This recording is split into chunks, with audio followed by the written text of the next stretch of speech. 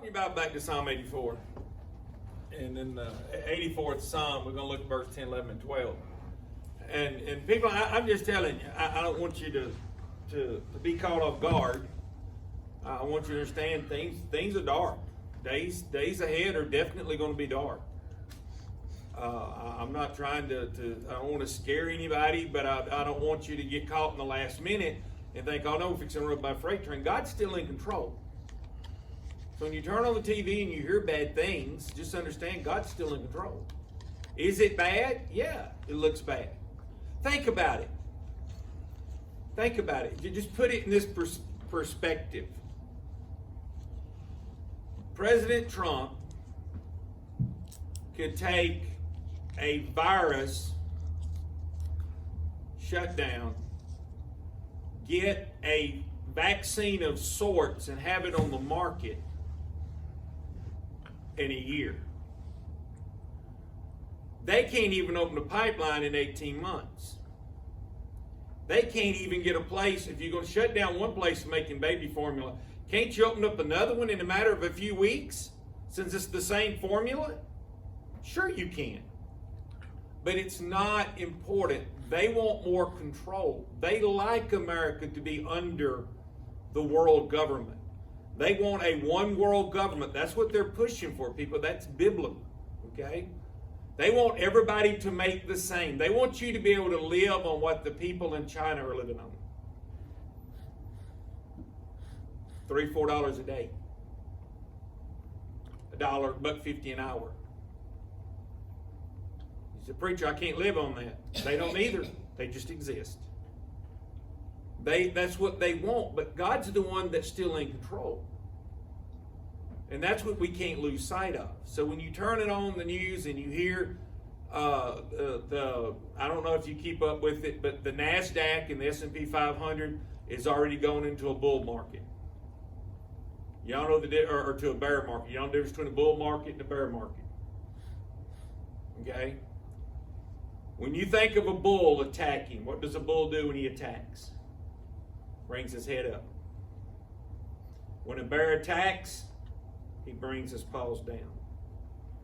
A market that is going to the place it cannot recover expediently and come back up is considered going into a bear market. A bear market leads right into recession. They're hand in hand. Because if nobody's making money on the stock market, no company's making money, no company is reinvesting. If your millionaires are no longer making money, they're not buying the things that keep the rest of us employed. So the S&P 500 is already in a quote-unquote bear market. So is NASDAQ. Now only the Dow is what they consider right now going to a bear market, but it still has the potential to recover. One day last week, they lost 1,200 points. You said, preacher, what is that? Well, you figure 1,200 points out of 30,000. You said, preacher, that's not a lot. It is when you start talking billions of dollars. Billions of dollars in that. People lost last week. A lot of people lost 401ks last week, and most of them will never recover. Some will, some won't. It's just the fact of the world we live in. With all these negative things piling up, it's easy to get to the place we think, you know what? I can't do anything. I'm just going to sit in the middle of the floor and quit. It's easy to, everything we try to do positive, we get punched in the face. But that's what the devil wants you to do. He wants you to think God is dead, God can't do anything, let's curl up, let's just take the punches to the end. Because if we're not throwing punches, the only thing you're doing is taking punches. If you ever watch anything about boxing, if you ever stop punching, it's not long before you're the one on the deck. But the psalmist is trying to get us to see, you know what, things around us may not be as good as we would like. Sometimes they may out and out stink, okay? It's just part of life. But aren't you glad that you can get to verse number 10? And still have that attitude that David had? David's not fussing. He's not throwing a fit. He just says, for a day in thy courts is better than 1,000. You know, if I had a choice to spend a day at the house of God, then 1,000 days out there with the world doing what the world wants to do, I take my day at the house of God. I want to be around God's people. I may not get to go as much as I want to. I may not get to go as much as I would like. I may not even get to go as much as I feel like I really need to. Because the psalmist wanted to be at the house of the Lord every day. But he did have a regular job. He did have things he had to do. He wasn't a priest. But notice his reaction. He said, I'd rather be a doorkeeper. I'd rather sit there and greet people coming and going at the house of God than dwell, if you will, in the tent of the wickedness. And you know, one thing, there's so many things at church people just take for granted. Okay? And when a visitor comes in this church, I promise you, 5 to 8 of y'all will talk to them every time they're here. May not necessarily be the same ones every time, or it may be the same ones every time. There's about 3 or 4 of you ladies that are going to be back here just about every time they come in. And there is not a better representation than being recognized coming in. Not embarrassed. You know, I don't really like the visitor's card and embarrassing them like that.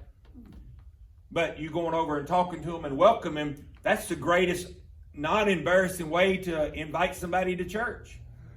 And then most times the same people, the same groups of y'all, will go right back over when church is over. We enjoyed having y'all so much. That's what he's talking about here. And see, you young people, Hayden and Preston, you have no idea. Y'all can do this too.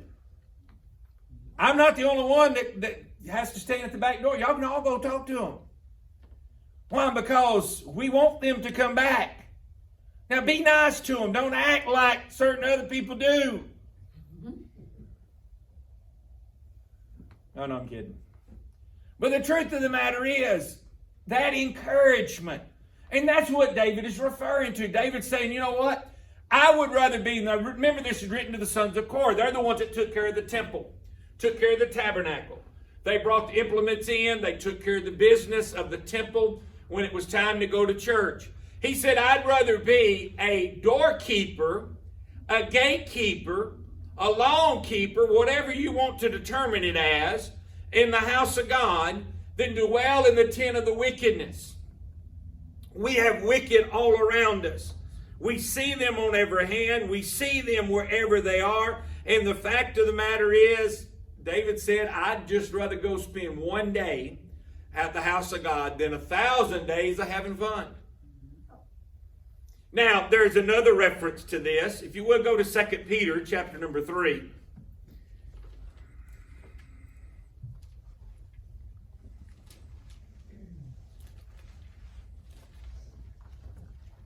Look at verse number 8. But, beloved, be not ignorant of this one thing, that one day is with the Lord as 1,000 years, and 1,000 years is one day. Now, we understand what David's referring to, 1,000 to 1. But God said, let's go ahead and look at it from my side. Now, I think the reason why this reference is found in our Bible is to let us know something. We're bad about thinking, you know what? It's been 2,000 years since the Lord left. He's been telling us for 2,000 years he's coming again. He's not come again, so you know what? Maybe the Lord's not coming. It's been 2,000 years. In God's eyes, it's only been 2 days. See, God is outside of time. He sees the beginning and the end in one picture. If you could ever understand this about God, that God doesn't see past, present, and future, God just sees. Blows my mind.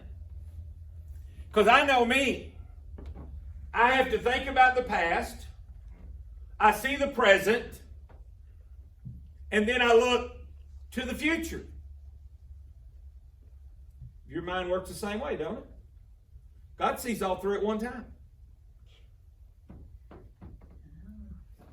It's a proven fact. As our astronauts go to outer space, their beard stops growing the further they get away from the gravitational pull of the earth. Why? They're outside of time. God is ageless. Time means nothing to God. What's 1,000 years to God? Oh, it's a day. A day to us is 1,000 years to Him, and vice versa. Time is no reference to God. God is so far outside of time that time means nothing. Preacher, does God know? God's not upset about what things are going on. Why? Because He's so far outside of time, He already sees the end. If we would remember one thing, Jesus is going to come take us out of here, and we win in the end. If we remember those two things, we can face tomorrow with a smile on our face, regardless what we have to face and what we have to endure. You cannot tell me, we know for a fact that judgment's not going to fall on the church in America. You can't look me in the face and say, preacher, I don't think the church will go through any affliction. You can't tell me that. You cannot. I was tickled pink to hear about the one bishop that stood up to Pelosi and said he would not serve her communion anymore. Oh, y'all didn't hear that one? Oh, yeah. Of course, they appealed it to his boss. And you know what his boss said? Catholicism has always been against abortion. Thank you. I likes it myself. It's bad when Catholics have more backbone than some of our Baptists. Hello. Aggravates the daylights out of me. I dare a Catholic have more backbone than I do. Why? Because they're supposed to be right and reverend. I'm Baptist. We can throw a fit when we want to. It's just amazing to me what our preachers will put up with in our Baptist churches. Well, if I preach that, they'll let them get mad. I'll make you a promise right now. If their children die and go to hell, they're going to wish you made them mad when they were here. I give this one free of charge. Brother Ray, when he used to go in and preach a revival, Sunday morning, no invitation. Could you imagine being in a Baptist church on Sunday morning, no invitation? Sunday night, no invitation. Monday night, no. Tuesday night, no. Wednesday night, no. Thursday night, he'd give his first invitation. Somebody asked him why, and you know what he said? He said it takes 5 days to make Christians mad enough to get right with God. I like it myself. You stop and think, people. You got to get people mad to get right with God. They got to get slapped upside the face a few times before they realize, you know what? God ain't playing. You can't get people to come 5 nights to a revival anymore. There's no way. If you told them you're going to have a 5-night revival, people would... Now, it's okay if they're going to go to a ball tournament that goes 5 nights. It's okay if they're going to do something they won't do for 5 nights. But Lord have mercy, if you're going to tell them we're going to have a 5-night revival, they just kill them right where they are. You might as well have the paddles here and start resuscitating them, buddy, because they're going down. But people, what are these people going to do when they get to heaven? They find out they got to go to church all the time. Amen. I heard one preacher preach a sermon. I disagree with some of the things that he said later on, but he did make one statement I like. He said, if some of y'all knew what heaven was going to be like, y'all would make sure you didn't go. He said, because ain't going to be no hunting in heaven, ain't going to be no fishing in heaven, ain't going to be no traveling around the world to see the sights on Sunday in heaven. He said, you're going to have to go to church on Sunday. No ball games. Son, I'm just telling you, it just aggravates me to death. We can pack everything but the house of God. Oh, they can pack it on Sunday morning. Sunday night, Wednesday night, scary, scary, scary, scary. Show you another couple of things real quick. Go to Psalm 43.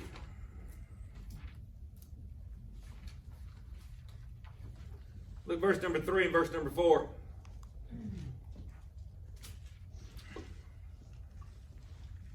Oh, send out thy light and thy truth. Let them lead me, let them bring me into the holy hill, into thy tabernacle. Then will I go unto the altar of God, unto the God my exceeding joy. Yea, upon the harp I will praise thee, O God, my God. Where at? At the tabernacle. We have people that think they can go to church anywhere they want to go. But God said, I've appointed me a place and put my name on a place. It's the reason why church membership is so important. Why? It's a place where you can identify. It's a place that you belong. It's a place where God knows that you are. People, it's scary to see how many people want to serve God without serving God. Go to Psalm 26. Look at verse number 8 through verse number 10.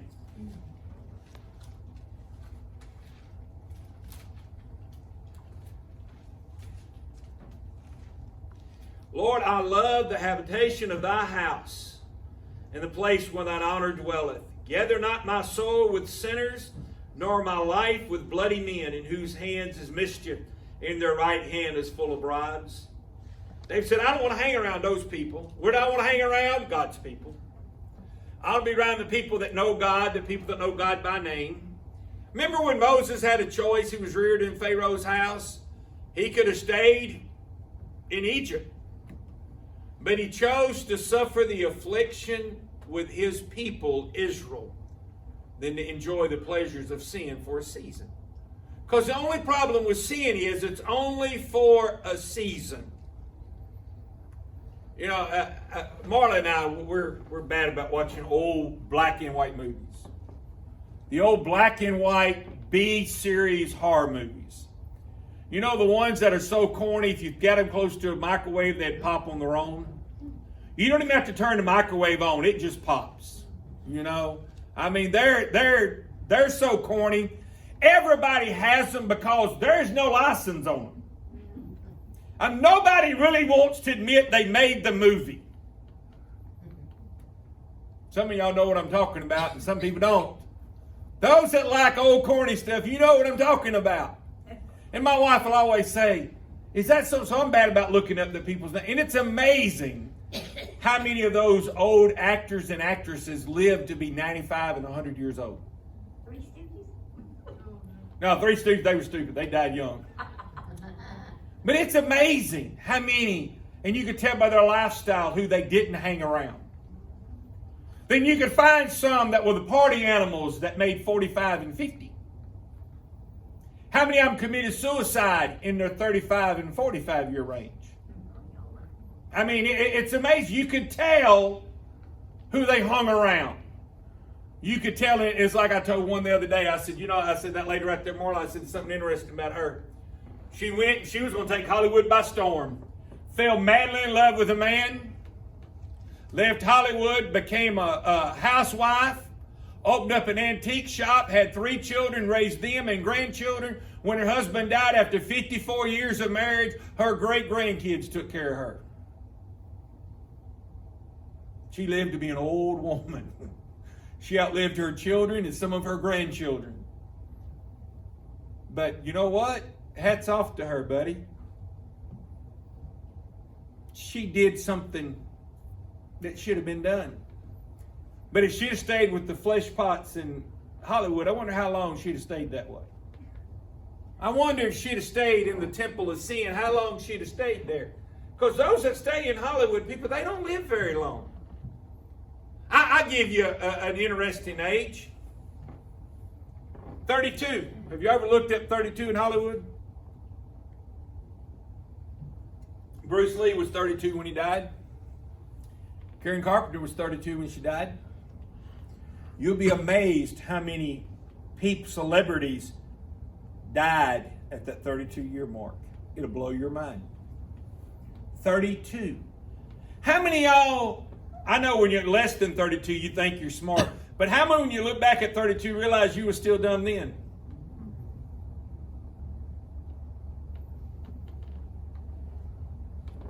Just saying that. It's amazing to me. Where do we want to spend our time? I want to spend it with God's people. Notice the verse number 11. You'll see not only we get to see that our help comes from God. For the Lord is a sun and shield. The Lord will give grace and glory. No good thing will he withhold from them that walk uprightly. This is the only place the Bible refers to him as a son. Now, Malachi chapter 4, verse number 2 makes reference to the Son of Righteousness. But this is the only place it refers to God as the Son. Now, if you'll notice the next thing, when he speaks about the Lord is a sun and shield, that protector. The devil's going to throw fiery darts at you. That's going to happen. You're going to deal with affliction on every hand, trials on every hand. You're going to deal with it. And when you think things are going good, that's when the devil runs up behind you and pulls the rug up underneath you. Have you ever noticed that? You think, you got your feet going right, you're established, you got where you're going in the right direction, and the next thing you know, you're face planted. And you wonder how you got there. I'm going to tell you how you got there. The devil came up behind you and wiped your feet up underneath you. Aren't you glad you got a shield? Aren't you glad you got a protector? Because the devil loves doubt and fear. Let me give you one free of charge. Don't cost you nothing. If you doubt, God hears your prayer. Do you believe God answers your prayer? Not if you don't believe He heard you. You don't believe. If He doesn't hear me, if I'm doubt that He hears me, I'm doubt that He's going to answer. If I doubt things in my life, I'm not going to be bold and I'm not going to speak for Christ like I should, because doubt destroys everything God wants to happen. And doubt is a good enemy that the devil uses on us, because doubt leads to another word called discouragement. If you don't doubt, you won't be discouraged. But when you doubt, you can be discouraged. And discouragement leads to another bad D word called depression. How many of y'all ever fight depression? Now, I'm not saying there's not physical problems that cause depression. There are. We're throwing them out the window. We're not talking about them. That is something for a doctor to do blood tests and see what levels need to be done. We're not talking about that. That's another category. We're talking about an average person that has no physical problem that would lead them to depression. Depression starts with discouragement. Then it goes doubt to discouragement to depression. I just don't think this will work. I just don't think God's going to bless this. I just don't think, and we begin to overwhelm ourselves with doubt. And what does the devil do? He feeds it. Because he knows if doubt leads to discouragement, discouragement will always lead to depression. And I'm not saying, like I said, we're not talking the medical depressed people. That's another category. We're talking about people that have no physical problems that should lead them. I'm by nature not a depressed person. There is nothing chemically in me that makes me prone to depression. I can easily be depressed because of doubt and discouragement lead to depression. So I'm not up here telling you there's a reason within my mind that would cause me to be depressed. But I am telling you I'm susceptible to discouragement and depression as anybody in the building, because the devil talks to me just like he talks to you. And what's bad is sometimes I pick up the phone and talk to him. Now, people, it's bad enough when he's talking to you. It would be one thing if we picked up the phone and we hollered at him. But you know, we pick up the phone and say, I agree with you. This is not going to work. This is the smartest thing you came up with. I am so glad you called me. You just convinced me what I'm really thinking is true. And it's not long before the devil convinces us, and the next thing we know, it takes us 2 or 3 weeks to get right with God. That's the reason why we need that shield. We need that protector. Notice something else as we go through this. The Lord will give grace. I like that. He gives grace. Mercy and grace are mine. I'm going to need help for the journey tomorrow. I'm going to need help for the journey tonight. I don't know if you're aware of this or not, but I'm sure before this week's out, one of us will face something that's going to be trying physically or emotionally upon us. A lady sent out a post the other day that she was robbed at a gas station. And they ended up having to call EMS out there. They found her on the ground. The police came out to fill out the report, wanted a description of the guy that actually robbed her and took her money. And she said it was pump 2.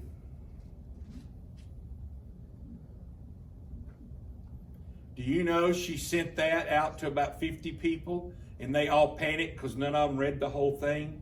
When they said she got robbed, they stopped and started calling everything, and everybody in her family freaked out. Oh, no. She said, I had people I've not seen in years calling me wanting to know, was I psychologically going to be all right? She said, I'm a lot better than y'all are. Y'all didn't read the whole article.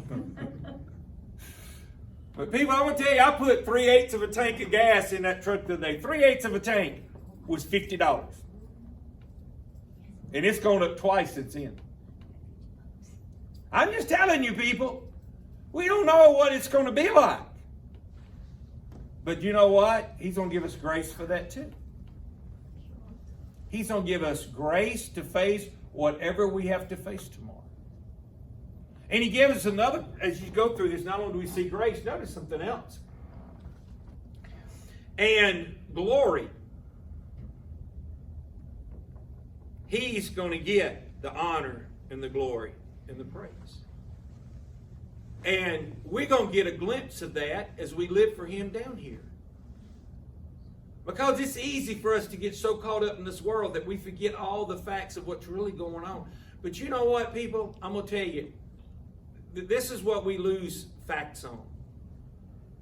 We're dealing with souls and people dying and going to hell. And most people are panicking over what they're going to eat this week. See where we've shifted everything? And I'm not saying we shouldn't be concerned. I'm saying you ought to do some shopping. You ought to do some buying. You ought to get some things ahead. Because we don't know what's going to happen. Don't go crazy. Don't go buy a warehouse. Don't go out and buy 850,000 gallons of water just in case there's no fresh water. Don't go out and buy 150,000 pounds of rice just in case there's no rice found anywhere. I'm not saying get ridiculous, but I am saying if you walk in the store and they got something on sale, pick it up. Put it in the cabinet. Why? You may need it days ahead. We don't know what we're going to face. I'd rather have a little bit and face something than not have stuff and face something. It's just the way I am. And we've not gone crazy with it. I mean, we've got 4 warehouses full. That's all. You know, we're not going to do nothing the same with it. We got 2 backhoes to load up the 18-wheelers just to make sure we have enough food. We do have to feed Joseph. Now, the rest of us, we're good with the pantry, but we do have Joseph. That's 4 warehouses full. Guy walked in the other day, Liz, he walked in and said, I'm going to show you how to eat an all-you-can-eat breakfast. And they laughed at him. He said, what are y'all talking about? They said, that's not a breakfast. That's just a snack. He said, man, this is huge. They said, you ain't seen his son eat. Said, Joseph would eat that belch and eat the second plate. He said, this is the biggest thing they make. And they said, now you understand what Joseph eats like. Joseph goes to a restaurant. He don't order from this side. He orders from the calorie side. He's going to order 5,500 calories when he sits down at a meal. That's the way he orders. 5,500 calories. That's one meal. 5,500 calories. That's 2 days for me, maybe 3. That's one meal for that boy. And then he's going to turn around and go, where is the dessert? Poor Hannah's going to be a shriveled up thing walking around like this. Why? Can't get no food at the house. Miss Linda, you got a sandwich? I need a sandwich. Joe won't let me eat nothing. He let me smell peanut butter, but he won't let me lick the bowl. He said, preacher, it's not that bad. You wait for that poor girl. She ain't got a dog's chance. I hope she's fat and sassy when she gets here, because she's going to be starved and thin when she gets here. I'm telling you. A couple of weeks later, she'd be walking around like a skeleton. I'm telling you, her and olive oil are going to have a lot in common. I'm just telling you. Notice the last thing in verse number 11. No good will God withhold from them that walk uprightly. No good. Nothing good. If it's good for us to have, God's going to give it to us. Regardless what's going on in the world. Regardless. People, I'm not trying to override anything. I'm not trying to get you. But let me give you a couple of verses and we'll be done. Go to Psalm 34, look verse 9 and verse number 10. Oh, fear the Lord, ye his saints, for there is no want to them that fear him. The young lions do lack and suffer hunger, but they that seek the Lord shall not want any good thing. If you notice, thing is always in italics there. Because when we think of thing, we think of tangible objects. Okay? And God does supply tangible objects. Please, I'm not saying God doesn't, because he does. But you know what the most fragile thing you have is not a tangible object. It's your physical and emotional ability. Am I right or wrong? Most of us, our frailty is our emotions or our physical ability. The older we get, we realize we can't do the things we could 40 years ago.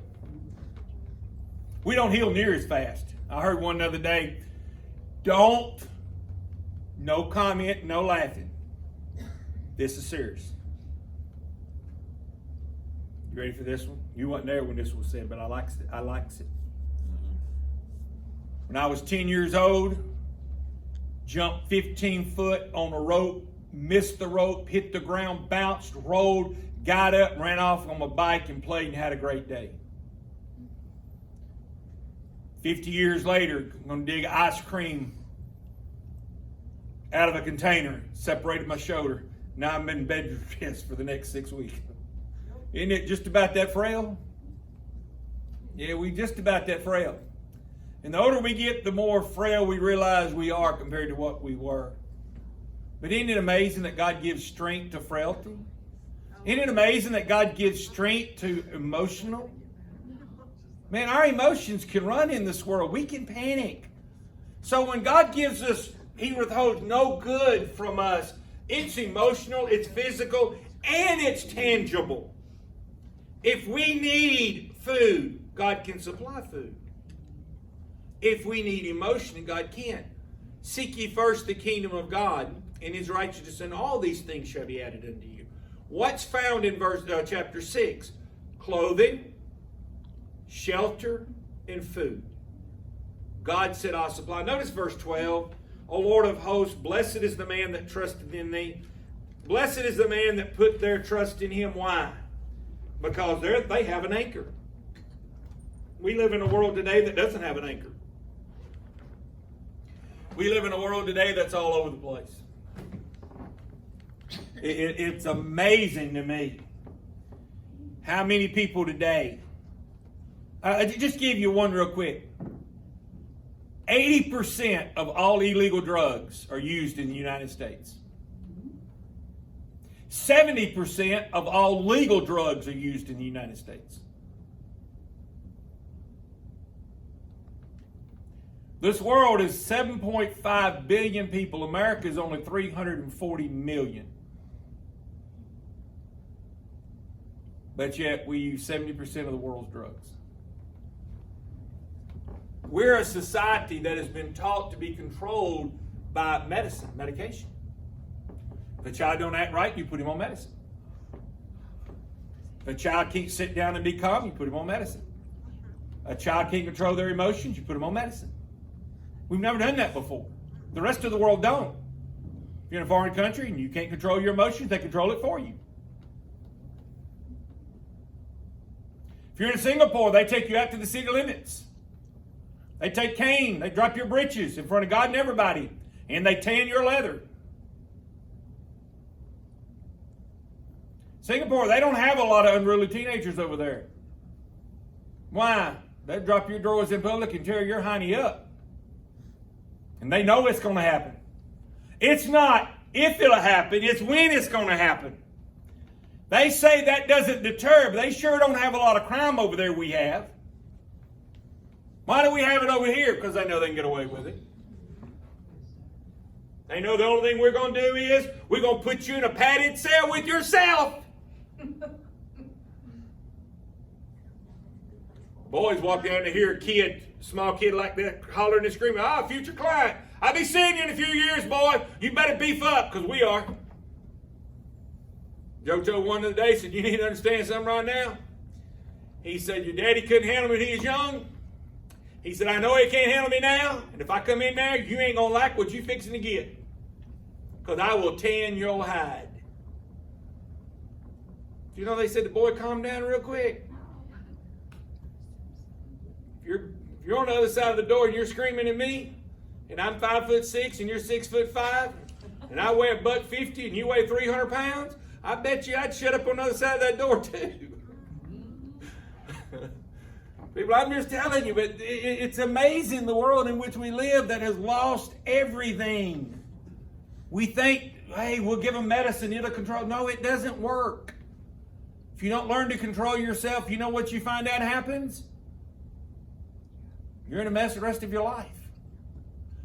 I give you this because I've known people that have done it, that have been reared on all this medicine as kids, and they get to be adults and try to get off of it. They're wasted. Most of them actually end up on hard drugs. Well, they can't get off of it. They cannot get off of it. I've watched them try and try and try. Most of them, when it's over with, they either go through a massive depression and commit suicide, or they end up out on the street with the hardest stuff there is.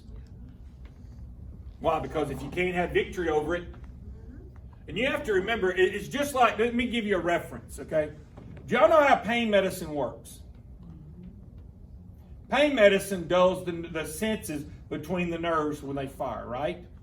You have an abscessed tooth. Everybody in here at one time or another has had an abscessed tooth. Abscessed teeth hurt. Everybody agree? You go home, you take your Percocet, you take your antibiotic, you take your morphine, you take your cocaine, you take your fentanyl, you take your heroin, you take your crack, and you still wonder why it hurts. I sure would be. And y'all with me, right? Have you noticed when it starts wearing off, that nerve begins to fire? 4 to 8 hours later, you're back in taking another pain pill, trying to stop it from sensing. Why? That nerve is firing from the pressure of that tooth. Emotionally, your nerves have been dead by medication for 15 years. And now all of a sudden they're firing uncontrollable. And if you can't control that nerve firing, you can't control yourself emotionally. Now you end up in all these psychotic episodes you see these people on. Why? Because they can't control themselves anymore. Medication has controlled them their whole life. And that's the horror. It's the reason why we as God's people, I'm not saying there's times we don't need a help from time to time. I'm not going to stand here and say I'm not a doctor. That's between you and a doctor. But I will tell you, if a Christian depends on that to help them from day to day, it's going to backfire and be a monster they can't handle. That I'll guarantee you every day.